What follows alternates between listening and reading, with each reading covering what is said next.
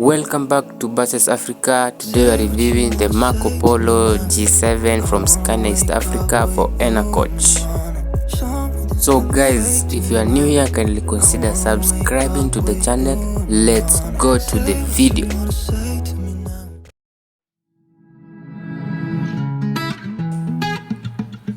Introducing you to the Marcopolo G7 for ENA Coach.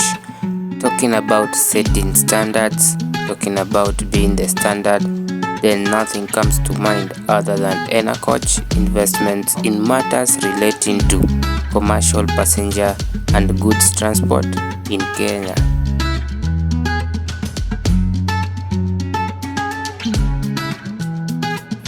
ENA Coach investments just raised the bar to another high after acquiring the first unit of the Marcopolo G7 times 1200 in Kenya. This bus is the fourth most expensive bus to cruise our Kenyan highways, as the Scania Tourings were the ones that were more expensive.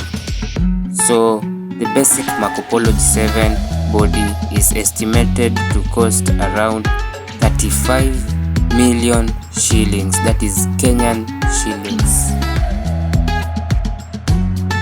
The bus sits on a Scania F360 chassis featuring a 6x2 wheel configuration. The bus is packed with state-of-the-art top-notch technology to basically assist the driver, which further enhances the overall coach safety and passengers inside.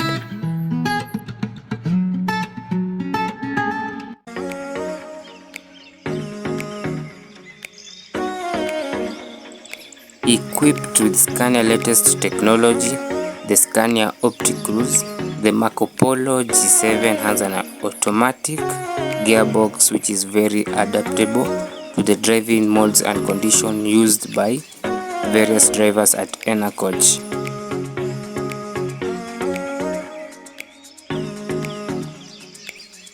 This particular unit for ENA Coach is fitted with a 2x2 seat configuration, which is very neat and very comfortable. The bus features charging ports. The charging ports are located underneath the seats, unlike most locally fabricated bodies. There we have some emergency tools in case the bus involved in an emergency. The Marcopolo G7 is also fitted with an air con for air quality control and regulation.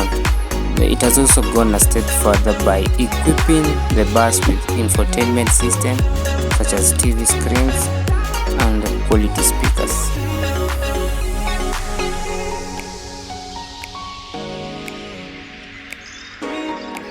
The luggage space on the Marcopolo G7 is on another level. The bus features huge luggage space that is ideal for transportation of large quantities, large amount of goods to various parts of the country. I really don't think locally fabricated bus bodies luggage space come near to whatever luggage space that the Marcopolo G7 has.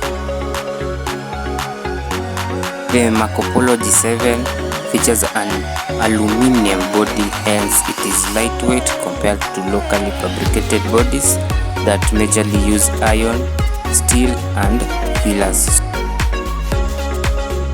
This bus is sold and serviced by Scania East Africa in Kenya, but the coach is assembled by AVA Motors in Mombasa.